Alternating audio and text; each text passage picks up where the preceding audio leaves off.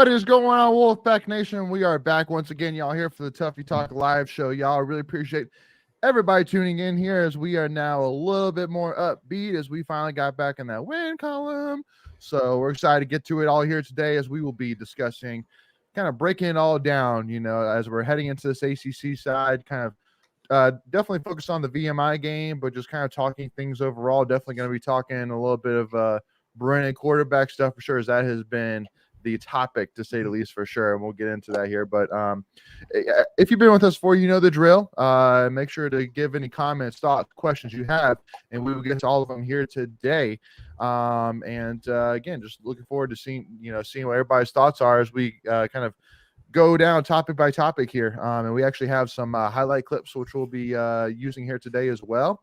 But we got myself, Layton Smith, Michael Tracy, and Greg DeLeg here with us. Looking forward to huge game coming up here Friday night, 7:30 p.m. Prime time versus UVA, y'all, in Charlottesville, Virginia. So looking forward to it. But the first question which I got to ask, and I was listening to another podcast that they kind of asked this, and let me know in the comments, Wolfpack Nation, as well, what you think. But give me your answer to this, and then Greg, I'll let you answer first. Is there a outcome that could have happened on Saturday that would have been happier that would have satisfied Wolfpack Nation? Like, do you think that there's an outcome that we possibly could have gotten to? Like, because I'm sitting here really saying, like what is it that in-state fans really want? Is it that they want Brennan Armstrong to light up the board, or is it that we want us to win by 60? Is it that we wanted to shut out VMI? Is it all the above? Like what is it, like, realistically, that, do you think that there could have been a realistic expectation for us for Wolfpack Nation to be happy on Saturday? Yeah, I think you just self-answered your own question, realistic, right? And I think that's one word that doesn't really coincide with the NC State fan base, myself included. Sure. I think you have to score 100, hold them to 0. Brennan Armstrong has to have a perfect QBR rating. We run for 234 yards. Wait, we did that. We had to have 500 yards of offense. No, we did that. Maybe Carolina lose. I think that would have been the only thing that would have maybe, made them happy. Agreed. Yeah. They went out and did what they needed to do, right? Well, and that's my thing is like, listen, was it picture perfect? No, definitely not. And we'll get to it. He had 5 incompletions. It was not picture perfect. Well, and the penalties definitely. That was bad. Penalties. Yeah. But listen, the touchdown we gave up, to me, I kind of look. Because you could point a lot of it at Brandon Sissy, which I think is fine. Why? Because I think he's really going to grow from those plays. It was a growth opportunity. Like he was there to make the play, but just didn't quite do what it takes to get the job done. You know what I mean? So it wasn't lack of effort. No, it wasn't lack of effort. It wasn't lack of talent. It was just lack of just game reps. This guy's a true freshman. So that's why I have no issue saying, a lot of, that drive, the touchdown you could point at Sissy, but then I'm saying, hey, listen, a year from now, if Aiden White moves on, when Cheyenne Battle graduates, I think he's going to be ready to be one of the top cornerbacks in the ACC because of plays like that. So, and there's a reason you put him in that situation, right? You're up comfortably, get him some reps that aren't going to hurt you in a situation where he's going to potentially lose a ball game if something goes wrong. That's what you use these games for. It's a glorified scrimmage, if you will. Yep, exactly. So with that being said, Michael, anything you'd add to that at all before we move on, and then I'll bring in Megan after his first clip. Well, I think a lot of people are hung up on the fact that, Brennan Armstrong only had 1 total touchdown. Sure. But, you had a pick 6 and you had a kickoff return for a touchdown. So that's 2 offensive possessions that get taken away. So there's not a chance for Brennan to score a touchdown there. And then 2 other times you just handed it off to Mims and he had 2 touchdowns on the game. So it's like, it was a low possession game anyways, because it was VMI. So we were getting the ball back and just running it out. So, yeah. Right.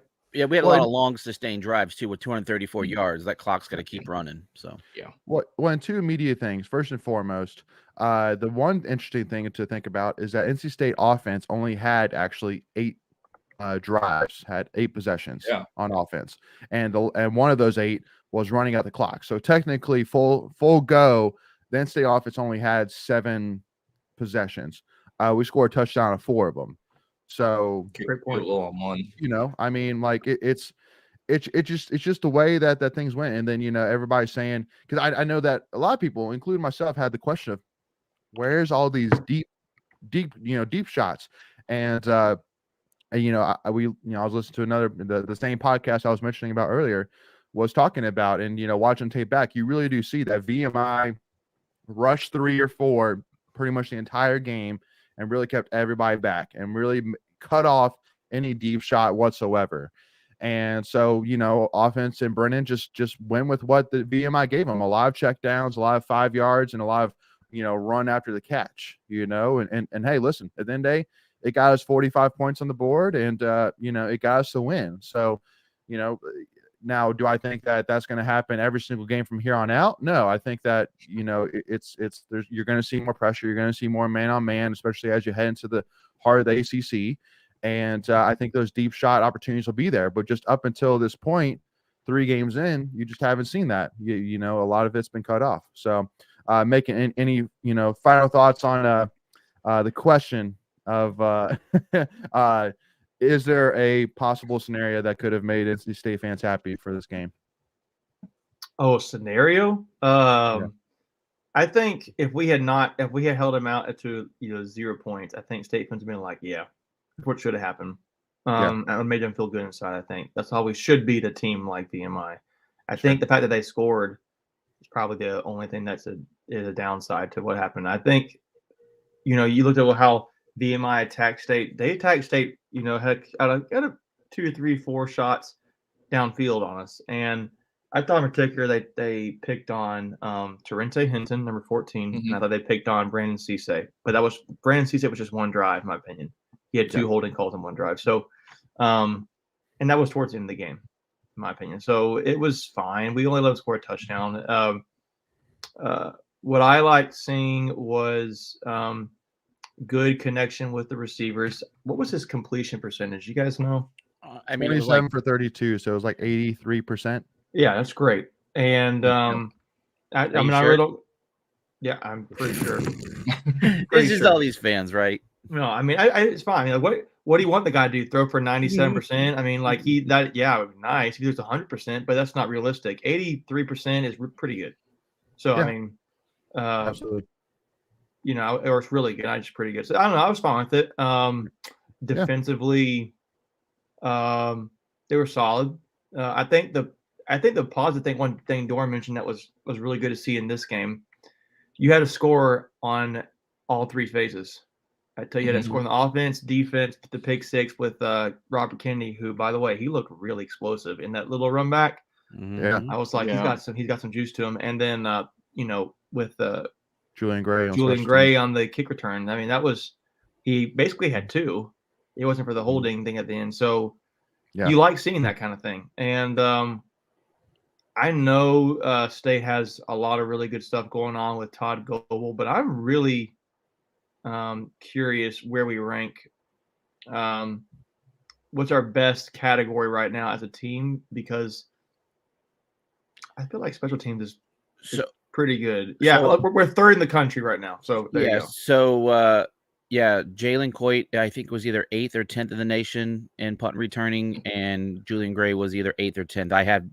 One was 8 and one was 10. I don't remember which one was which. So right, nationally, Todd Goebel, you need to pay the guy some more money, keep him around. State is 3rd, and I say they're 3rd in the country in terms of PFF's grading they give to every team in the country, at least at the FBS level, and it's all Buffalo and Oklahoma State are the top 2.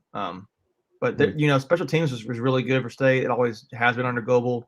But to answer your question, Lane, I really think if we just shut them out, that would have been like I'm happy. The fact that it's like 45-7, it's like, I don't know. I can find something to complain about. So that we didn't cover, right, for all the gamblers out there. We didn't cover, so Sure. there's going to be Sure. Who cares? that audience. Yeah, that's the way I feel too, Megan. I don't care. Give me a win. Well, and Carson points out back in 2021 we beat Furman 45-7, and I just think it's something with Doran, and maybe it's maybe it's his character. I don't know, but we just never been a team to blow out, like Yeah, Oregon. he's not Like gonna- they beat somebody like 80-7 or something like that. It's like, Yeah. I mean, like Yeah, what's the Doran's point? just not gonna go out and He's not kill him political, to so to kill him. speak, right? He's not going to Right. go out there just to put up a bajillion points on somebody because he says he can and to prove a point. Which I appreciate. I mean, because again, I mean, like I these don't kids, care. like, well, I mean, these guys, like, I mean, let's be real. These players, from VMI, for example, they're coming here so their school can get a paycheck. I mean, now, am I saying they can't pull an upset? Sure. Is it very, very, very, very unlikely? Yeah. I mean, I think that we have like a 99.8% a chance to win per the RPI or whatever. But I mean, so like, what's the point of really like, just basically just knocking their shoes off, just destroying all their confidence so early in the season, and putting up 80 points on them. It's like, listen, you've dominated them. Like you're up by 40. Like, let's, put the backups in. Let's, like I'm just like listen, because like I know a lot of people say, okay, run it up, Herman, leave no doubt. You're at 45-7. Like you've run it up. There is no doubt. Like it's over. Like, there's no question. Yeah, It was that last 21. drive. Go ahead, Michael. The last drive of that game, I was looking. Yeah, we started on the 50 with 5 minutes left. I mean, we could have easily scored if we really want to again. 100%. Yeah. Yeah, Go ahead, I'm Greg. looking here. Well, go ahead, Greg. Go ahead. No, I was just saying it was 21-0 of the first quarter. It was done. Yeah. I mean, like, so it was go out, get your work in, play smart, don't get injured, get ready for UVA. Right. Well, in theory, you could have scored. You scored 2 touchdowns the first quarter. You already won the game, right? Because Yeah. that changed the dynamics of the game, whatever. But I was just looking up here. Would you be curious through 3 games, what aspect of State's performance on the field, whether it's overall offense, defense, pass blocking, run blocking, rushing, or is it pass defense, rush defense? What do you think is the category that State's the second highest right now? In the country, or yeah, from a PFF grade standpoint, I might I'll have to keep double checking this up. So I'm looking at it right now, and it's a positive to me. Pass rush. Pass blocking. Michael got it. Pass rush. Pass rush. Yeah. 35th I didn't ranked look in it the up. country. Yeah, you didn't look it up. You said. No, I didn't. Yeah, I mean the 35th. They've been good. I mean, Brennan Cleveland has been great when he's been in. I mean, Davin Vane has been pretty much as expected. Red Hibbler has had some great plays. Yeah, So and we mentioned Robert Kennedy earlier. He had 1.5 sacks in the game. yeah. So I don't understand how he didn't get a Player of the Week, but whatever. Yeah. All right, I don't know y'all. what else you got to do? Maybe drive the team bus. I don't know. All right. Well, first of all, once again, sorry, Ken's just kind of got caught up in it, but Ken's is tuning in from Bank of America, working for the Panthers. So she's there in the chat. Sorry about that, Ken's, but yeah, missed you what you were here. But let me have one more quick thing. I looked up another category. We're tied for 35th with is actually the rushing game. Like run offense is 35th grade overall in the country right now. Well, you think about it. We've had 2 games where we've run for over 200 yards, so that'll definitely help that category stat. Yeah, 100%. And I'm curious passing where we rank, and it is it's okay. Average. It's 80th. 80th. Yeah. Oh, that's a little low. That's a little lower than average, but yeah. Number 1 is one is to say is Washington Huskies, but number 2, Colorado.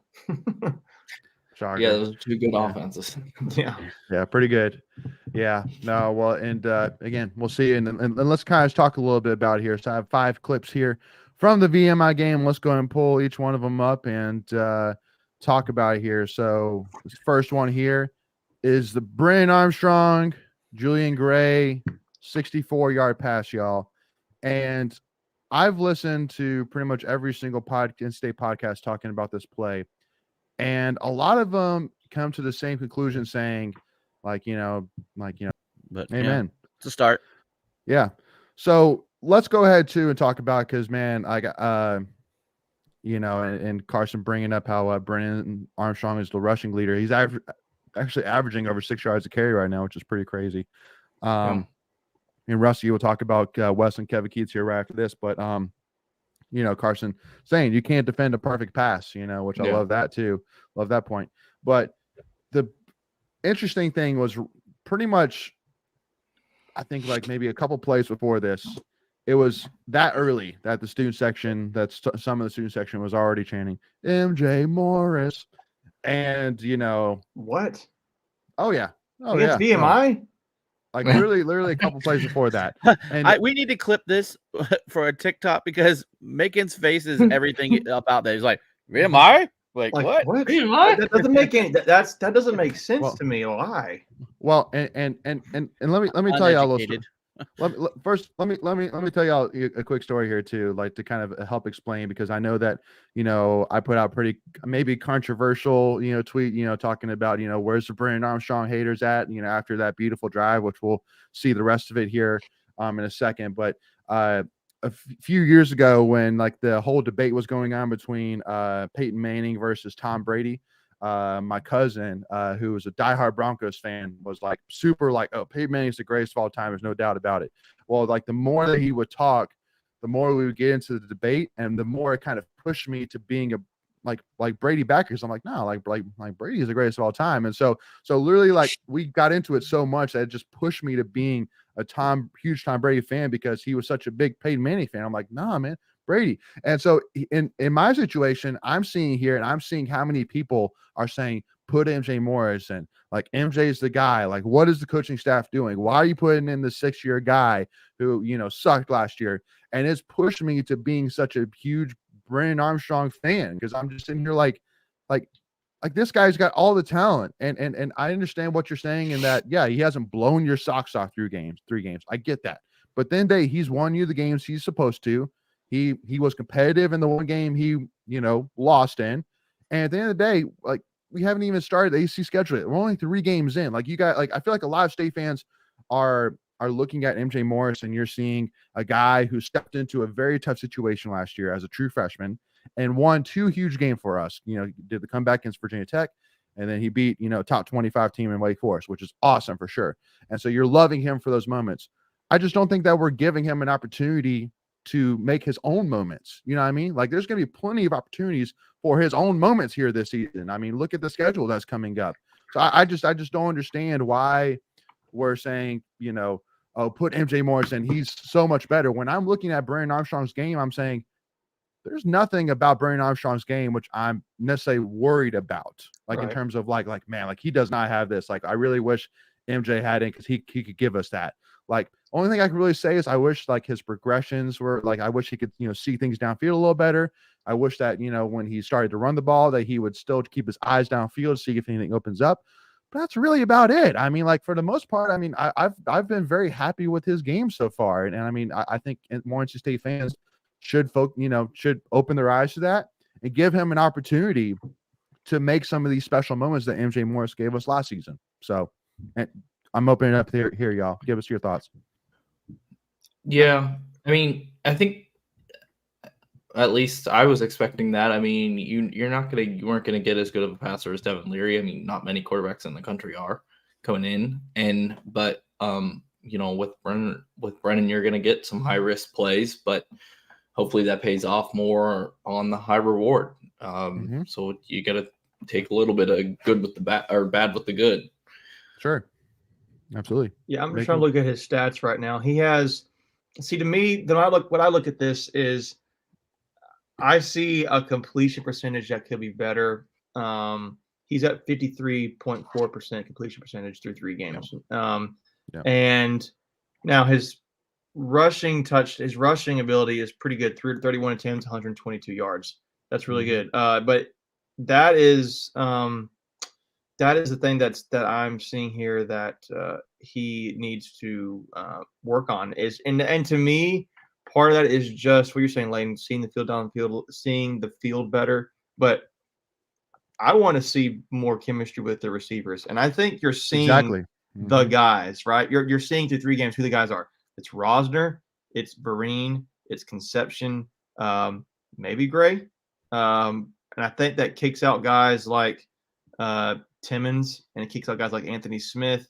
What I'd be curious about, where's that leave Lassane? Because Lassane is going to be your go-to. He's your leader in that receiving room. He's a captain. Right, he's a captain, so he's a possession guy. So you can't, you're not, he's, to me, he's like your bread and butter. Like, you're going to go to him because he's consistent. But other guys, I mean, like, it doesn't blow me away, but does Dakari Collins, and he looked decent in some steps as well. I just want to see them define roles, and honestly, I wouldn't mind seeing them kind of thin it in a little bit, like, because they've got so many receivers. It's about how hard it is to develop a lot of chemistry if you've got 7 guys you're throwing to all the time, and but I feel like Rosner, Vereen, Lassane, Gray, Concepcion, those are kind of like your guys, and maybe you can sprinkle in Collins in there. But I'm not. It's crazy because going into the season, we knew nothing about Rosner, Vereen. We knew Lassane. I'm not even talking about Rooks or anything like that. I just think those other guys are the cream's going to rise to the top. I kind of feel like with them, and I almost would feel willing for State just kind of narrow their field of, like, if you like a basketball team, you might have 13 guys on the roster as on scholarship, but you might only be playing 7, 8, 9 guys, maybe 7 guys at times. That's what I feel like State could do here, but I'm not a coach. And I think that may start to happen here because I don't know if this was going to be brought up, but the depth chart for UVA, Timmons is listed as a backup to Lassane now. He was listed as a co-starter with Julian Gray, and then Rosner is listed as a co-starter with Julian Gray when he was the backup to Lassane. Yeah. So who are the clear-cut starters right now? I imagine it'd be. So here, let me tell you. So I have your best friend here making PFF, and so basically Kevin Concepcion has been involved in 102 pass plays. Keon saying 93, and then your next highest guy is Houston at 56, and Gray. Which, by the way, he had the highest pass blocking grade again this game. He is. Yeah. It's a really strong point. Yeah, 87% pass blocking rating, which is awesome. So yeah, right now Lassane and Concepcion, snap wise, are your guys. Now in terms of targets, like I'm telling you right now, like Concepcion has 23 targets. It's not close, I don't think. Yeah, Rooks is the next highest at 12. Yeah, it's not and close. And then Lassane 11. So I mean, like, and we'll kind of get to this here because I have a play that really stood out to me. But man, like, should we already have a conversation about Kevin potentially like entering that conversation of all-time greatest, man? Because like this dude's been impressive through 3 games. All-time great? No. Like, well, not right now. But well, like, you said that, so I'm like, no. Well, of course not right now. I'm picking. So, but yeah, like in terms of like the potential, man, like is there, like in terms of what he's done, like the, like when you watch him play, there is no, like there's no inconfidence. Like he has all the confidence right now, man. Like when he's taking that first step to be what I think you're referring to, Leighton. He is a guy I think could easily make all rookie team. Easily. And I just think it's really interesting. Like, a lot of these guys like him, Vereen, Collins, Rosner, they weren't on the team last year. And he's pushing down the receivers we had on the team. Rooks, Timmons, Smith, even Lassane, pushing Lassane down a little bit. So, I one thing we haven't even talked about receiver-wise, to your point, Leighton, and I don't know what their stats are saying on PFF, is we were talking going into the season, like, Trent Penix, and he's done nothing. He's done nothing, and he has 6 targets so far through 3 games. Involved in 27. He's ran 19 routes. He had 4 catches on Saturday. What is he had Tootle a little done? more on Saturday. Yeah, but what's Tootle done? But in fairness to Trent, I mean, he was injured. I mean, they were trying to work him back into the rotation. Yeah, exactly. Tootle has no targets right now. Right, 0, and he was only involved in 2 plays. He only had 2 snaps on Saturday. For comparison, and it's a different position group, right? But where's Vereen? Where's Vereen at? Vereen has 8 targets. So he's out targeting all those guys, and he's a pseudo tight end kind of thing. That's what I'm getting at. He's tied for 5th in pass snap involvement too. Yeah. So your first 3 games, you had 9 different receivers catch a ball against UConn, and then 10 different receivers catch a ball against Notre Dame and VMI. So kind of to your point, that's a lot of spreading it around, which is good. I mean, you give the defense different looks, but I almost feel like that's too many people because you can't get someone in a rhythm, right? And I think that's kind of what you want to do. It's like feed whoever's having a good day, and I just feel like you may be missing some of that. Well, especially because with the nice offenses, typically you have that guy. Right, And like last year, Sean Tucker and Rondé Gatson were the guys. The year before, Virginia, that tight end was the guy. Charlie Woods, yeah, like he was the guy. But this year, Concepcion maybe is the guy. Maybe right now, making your microphone went out. Sorry, but I mean, I by catches, but he hasn't had anything big. I don't know. I think it's just still early, and I think we'll see it once we get deeper into ACC play. I think it'll kind of work itself out. So is my mic working now? Yeah, you're good. Yeah. Cool. So I think you're seeing the roles getting carved out, right? I think Vereen and Rosner are your red zone guys, right? Like they can go up. You saw, and I feel like Julian Gray is a little bit of that Swiss Army knife you kind of thought you might see with Penix a little bit, but he's a speedier, shiftier, moving him Penix around. Yeah, and I feel like Conception's a guy you can kind of play all over the field. Lasane's your possession guy. I almost feel like Collins is a little bit of a possession guy right now. They're probably still kind of figuring him out, but I kind of think you're noticing some roles. Like I remember there was the shot. It was the back-to-back play they made, and I can't remember who it was.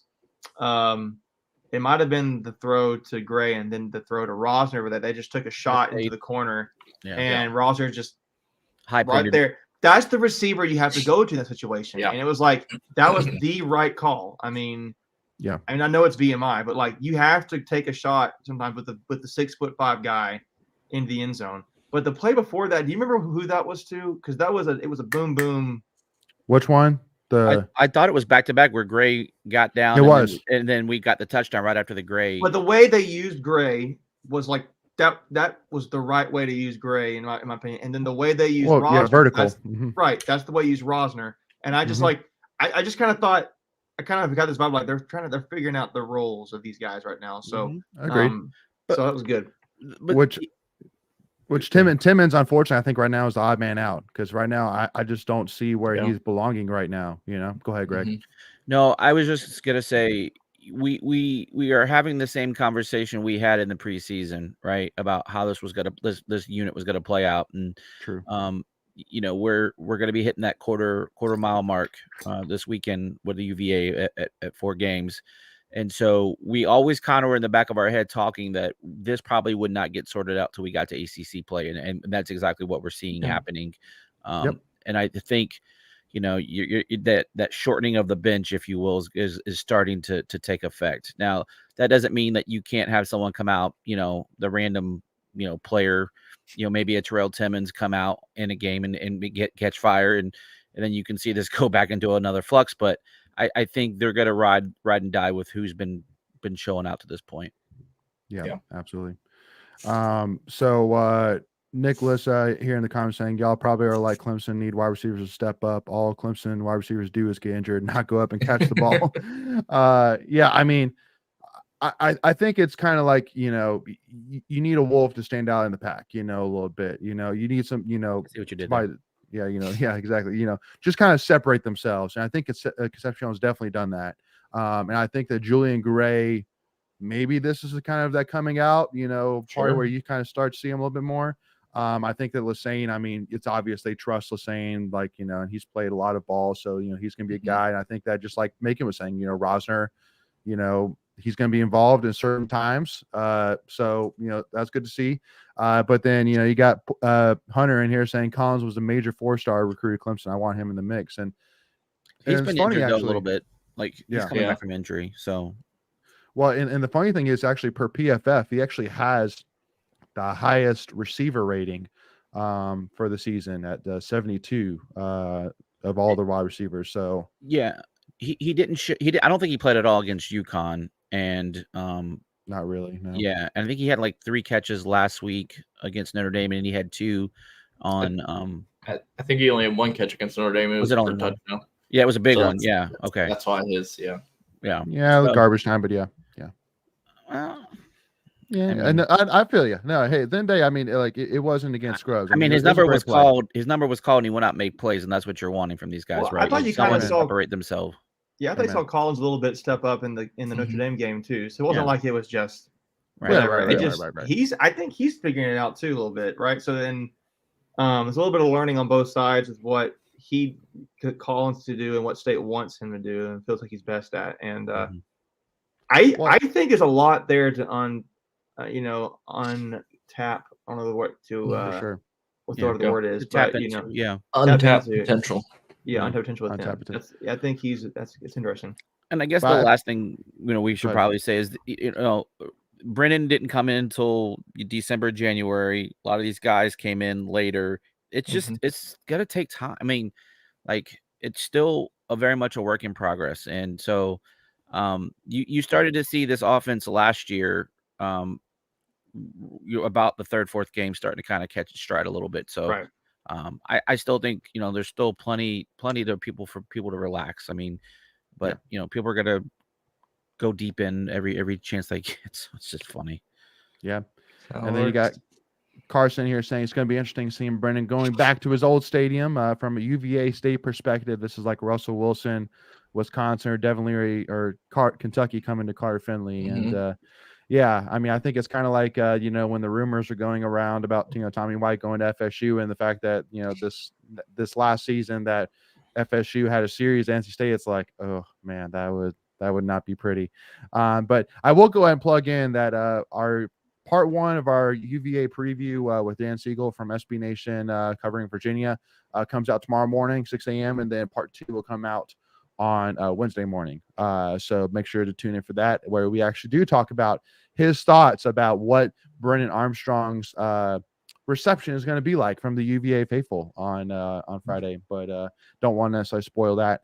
But let's go ahead and jump into. I got because I did have the Rosner catch on here, but I think we've pretty much chimed in. That dude, like Rosner, he has his piece. He's a baller, and then Brennan Armstrong, he's an accurate passer, to say the least, when he wants to be, no doubt.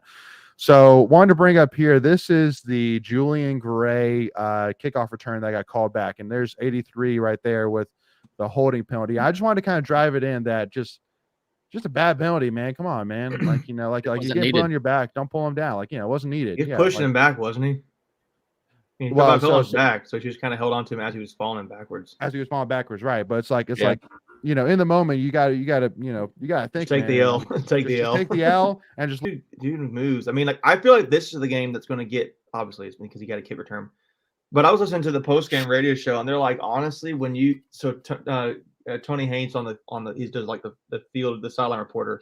He's like, when you watch these guys like Gray and Coit, their acceleration is top notch, right? So when they get to top speed in a hurry, right there, that's. I mean, he blew right past Houston, right? Like, and so, I know Gray's a track guy too, but like this is something where they were saying this is a scoring threat every time for you, and I mean he said he pretty much did it twice today, so.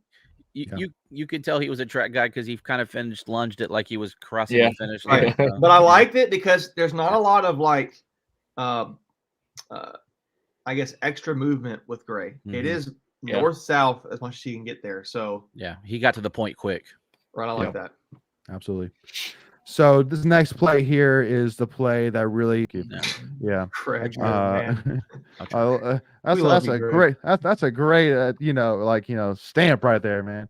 All right, and then this last one here, which is the play that everybody can't stop talking about here with a true freshman Kendrick Raphael here, man, running back, and sick, man, so and sick. He stay in bounds too. Well, and see, honestly, that's more impressive in my opinion. Like, it's not a highlight reel, but that's honestly actually more impressive than him even. I agree. Hurdling the guys is how he could control his body and stay in bounds and get an extra 5-7 yards, whatever that is. Like, I mean, watch this. Oh, Yeah, that's so sick. That he slipped it. I mean, just He slipped it. That'll man. be on the ACC highlight reels for the season. they may need Oh. to check his calves for Vaseline because he slipped right out of that thing. Yeah, he's gonna. Yeah, Yeah. So this is why I'm sitting here saying, like, like I'm not one to say, next year, but I mean, like it's just got to give you some excitement within yourself a little bit to know that we have a really good team this year, but we're gonna have a really good team, like a really good team next year and the year after probably. I mean, if these boys stick around, which I don't see why not, all these players, and they see the potential. Like there's no doubt they see the potential. Like our offense is going to be stout. And like we talked about on defense, like Brandon Cleveland, like a young guy who's been very impressive.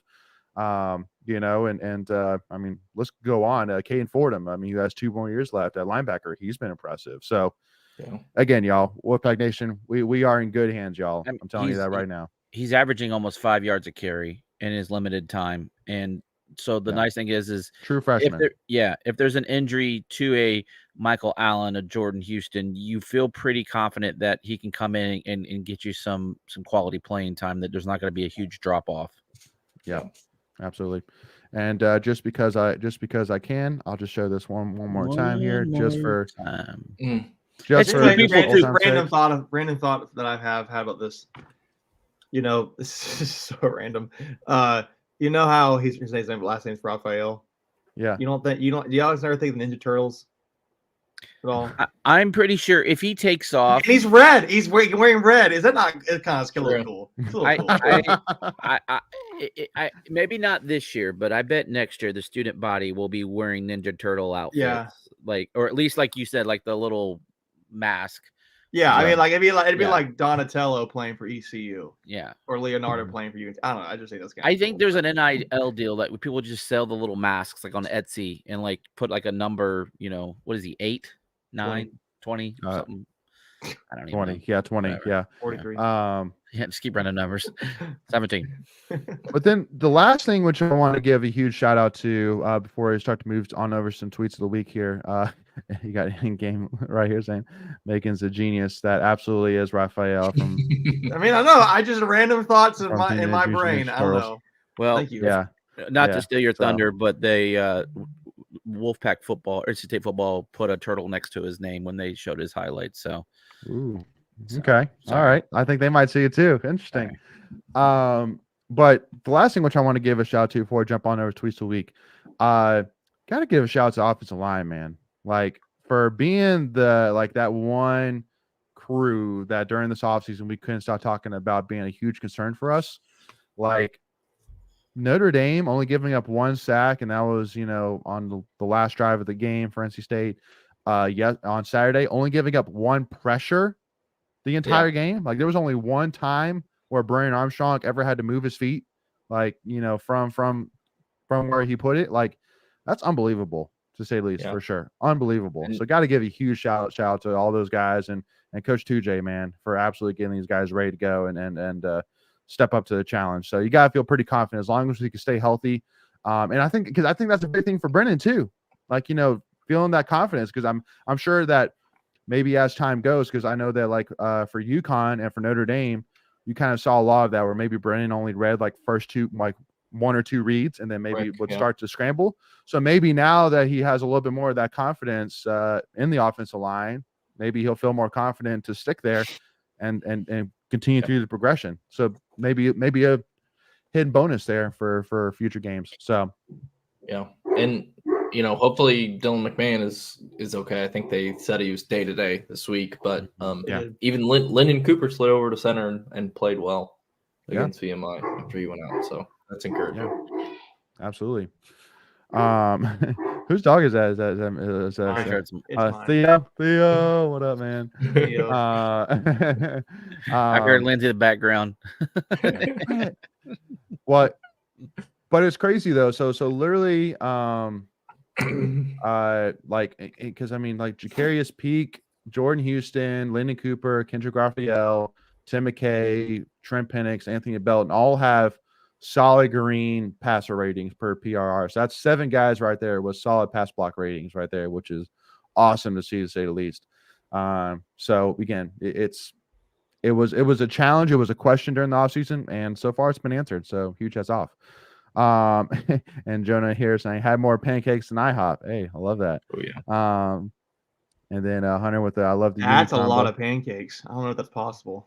Yeah, that's a lot of pancakes. That's a lot of bottles of syrup to hand out during the meetings on yesterday, I'm sure. But all right, y'all. So let's jump on nervous tweets of the week, baby. Here we go.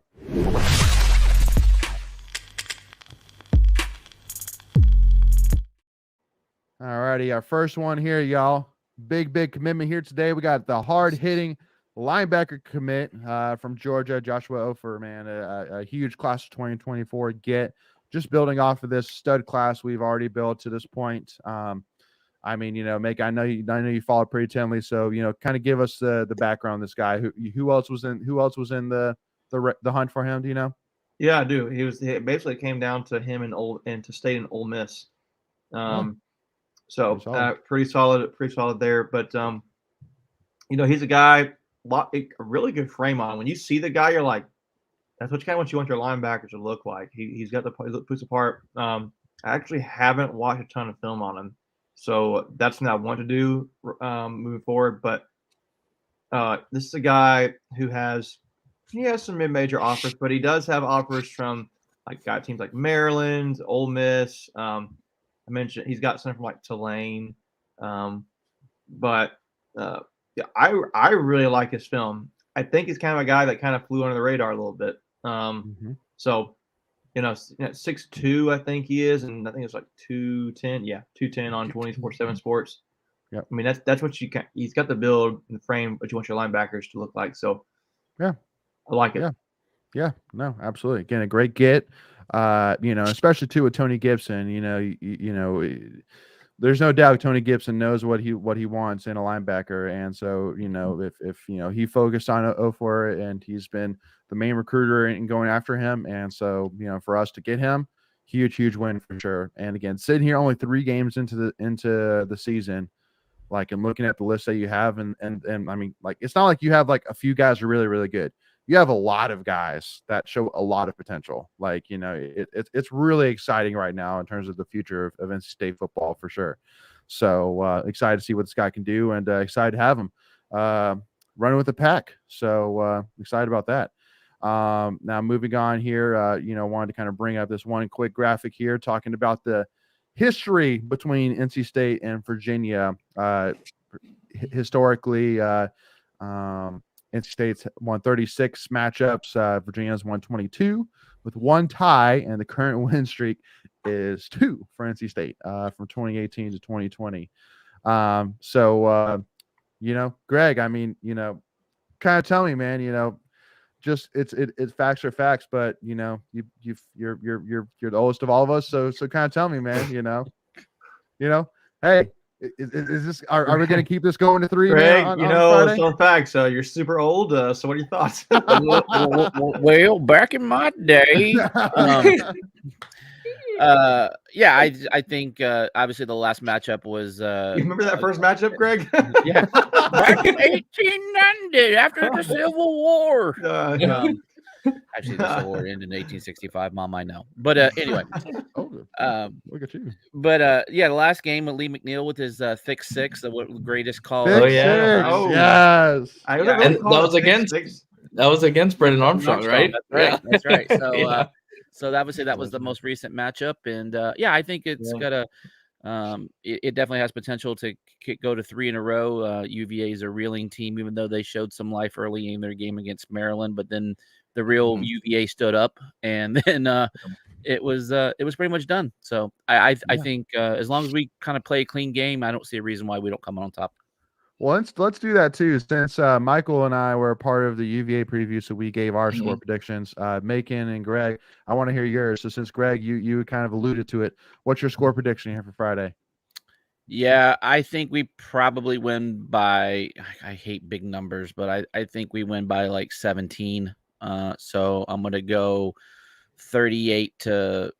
What did I say? 17. So what is that? 38, 17. Yeah, something like that. Yeah. So I think they get a couple of touchdowns, but yeah, that's based off of my numbers from Maryland last week when I think Maryland put up 40 some points against them. So I kind of see that happening. And again, I think last weekend against VMI, I think we started to kind of find our groove a little bit on the offensive side, and I hope that continues down in Charlottesville. Amen. Megan, what you got for us, man? Yeah, I think they're thinking it's going to be something like a. It was like 28-18. It's a prediction. Yeah, right now something like for that. Vegas. 2018 is about right. Yeah.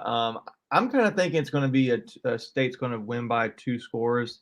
I don't know if it'll be a field goal or a touchdown. I actually think it'll probably be a touchdown.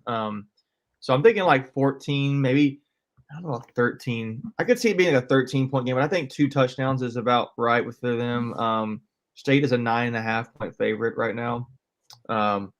So, I mean, on the road, that's pretty good. That's a big number. Yeah, it's the big number. I mean, usually they give like 2 or 3 points to the home team, and so if what you're telling me is you think if State was at home, that would definitely be a 2-touchdown game. So, relatively speaking, so I think it's going to be something like a, I'm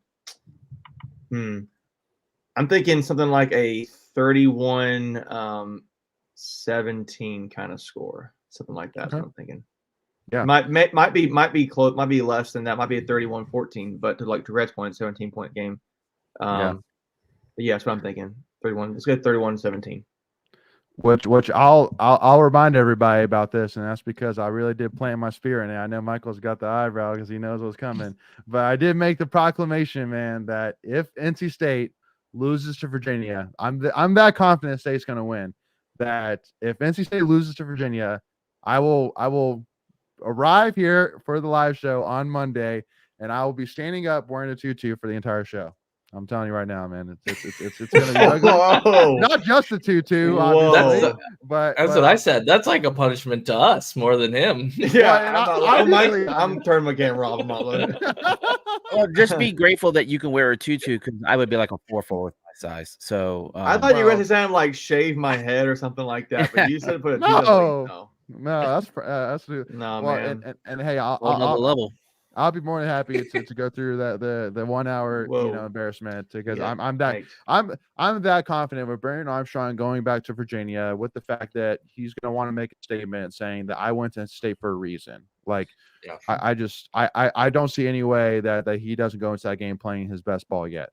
And with Brennan Armstrong, with NC State in general for this game, if you go in playing solid ball, you're going to win this game. I mean, but go ahead. Sorry, let me cut you off. I'm sorry. I thought you were done. Well, no, you're good. So I'm just saying, with that added motivation, with Anai, with 2J, and Brennan Armstrong coming back, I don't see any reason why, and especially looking at this defense. I mean, the fact that, defensive wise, I mean, they're, like ranked 55 rating per PFF, which is, probably around the 60th in the country defense wise. Their run defense is towards the bottom. Their pass blocking offense wise, their run defense is toward the bottom. Yeah. So that's one of State's best statistical features, so far. Right. So I think you're going to see State. To me, that tells me they shouldn't run the ball. And then their pass blocking is terrible on the offensive side. So we struggle. We're great at pass rushing, right? And we're really good at pass rushing. So that's what I'm saying. Like, right now, it's literally strength versus weakness right now. So you got right now Josh in the chat 31-13, like that. Go ahead, Greg.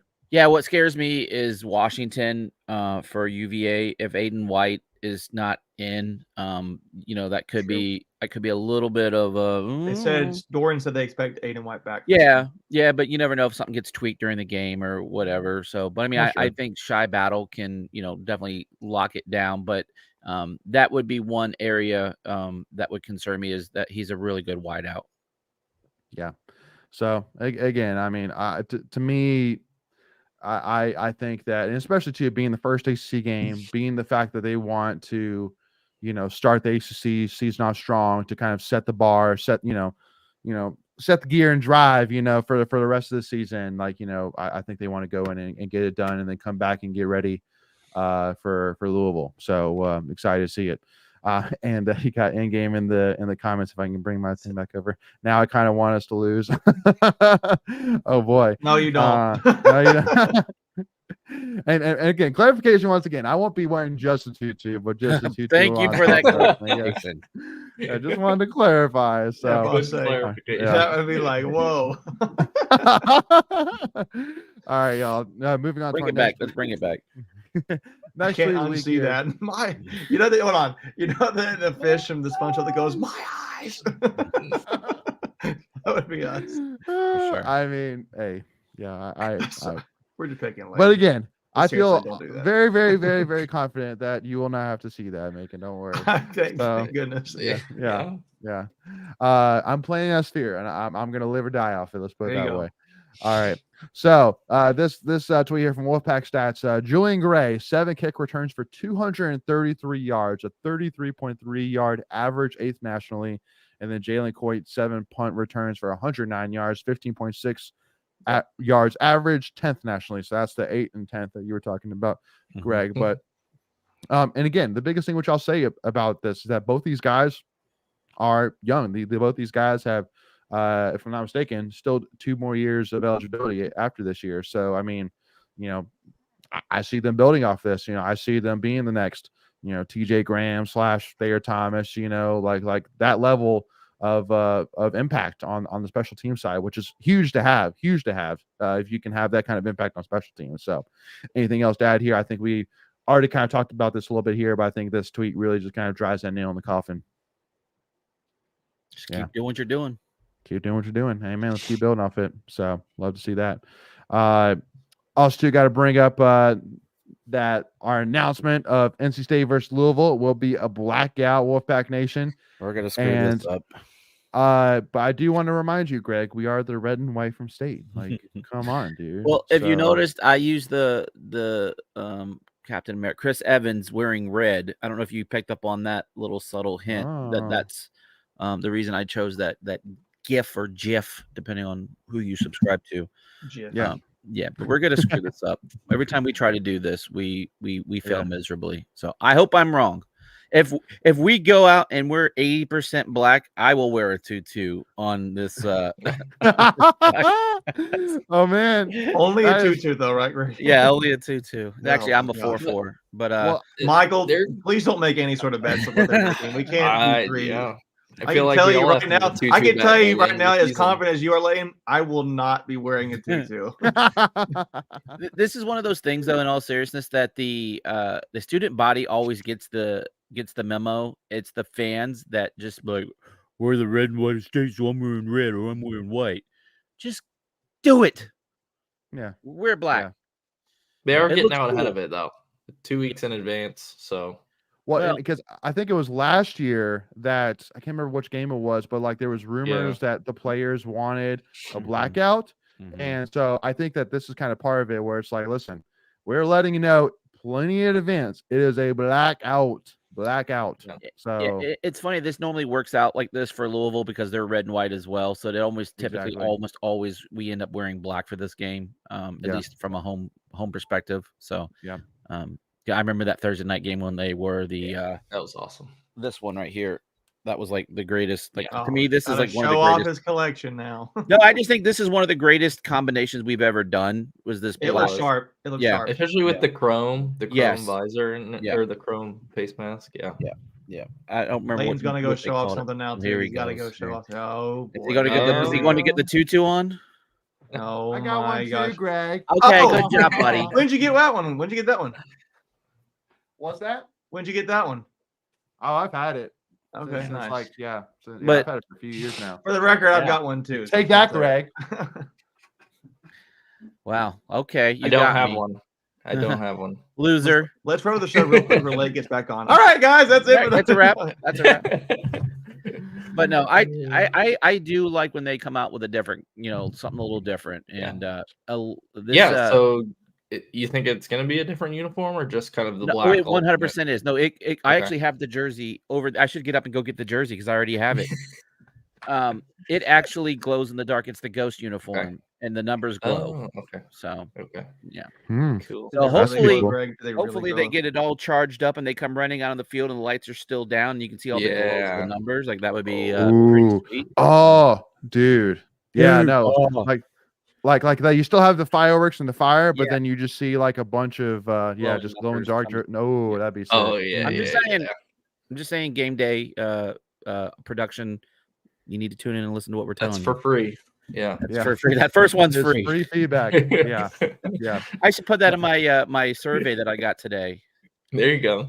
And then secondly, once again, please, for the love of God, either bring the freaking band back or put a guy in charge of the student section, because the student section is absolutely clueless without the band or the leader. Like there's just it's not as much involvement as there has been in years past. That's just fact. They just need to have a Yeah. speaker. They should have a speaker, Yeah. like some sort of speaker. A speaker and like one, like you said, one person. But that's the leading. only thing Yeah. is they have the speaker. They still have that same dang speaker there that's been there for like on the 20 one years. pole. But yeah, exactly. But all that's coming out of it is just the music from the band. So you literally hear like an echo. But like, yeah, again, just give the guy like the microphone. Like there used to be that NC State leader guy that was on the field, and he would, all right, Yeah, cheer, kind of let's like go, Texas A&M has like they have a yell they have a leaders. Yale leader. Thank you. I was Yeah. trying to. I think that guy's name was cheerleader. Chris. I'm mistaken. Chris. Yeah, he was PhD for NASA. Yeah, that dude had like 18 degrees just Super to fan. stay as long as he could. Yeah, that was next level. I'll do it for free. Just tell me what I need to do. I'll go out and get it done. Yeah. All right. So moving on here. So right now we actually have the Panthers playing, and let me They look check. terrible. Don't look. Don't look. Oh, really? They look terrible. 6-3. Oh man, dude. Yeah, but man, the second half started. Oh But, my goodness. Yeah, but Young does not look good. Really. Mm. He's like Yeah, 1 for all right. 7. They're like 1 for 7 on third down. He's like overthrowing guys. And- That's why they're there. Yeah, who's leading that division right now? I don't remember. I think it's the Falcons Is because it they're the Falcons that 2-0. we're going with? 2-0. Okay. Who's Yeah. the other team that's 2-0? I The mean, Falcons. I mean, if the Saints win tonight, they'll be 2-0, right? nobody that has a quarterback. I mean, like the other team, like they ain't got a quarterback, so Mhm. so it's not gonna last for long. Whoever that team is. So, yes, the Bucks, Greg. Yes. But get them to play somebody, and then come back to me, okay? Oh, okay. my All right, gosh, that's a get wrap. outta We're here. done. Take Get us outta out. We're here. done. What happened? What happened? That's it. What happened? Show's over. All right. For those All right. listening, Greg put on his Tampa Bay hat, but anyway. All right, now Hey, once that again, might let's be get only into- 2 weeks. I'm going to be able to do this. Okay, let me have it. That's true.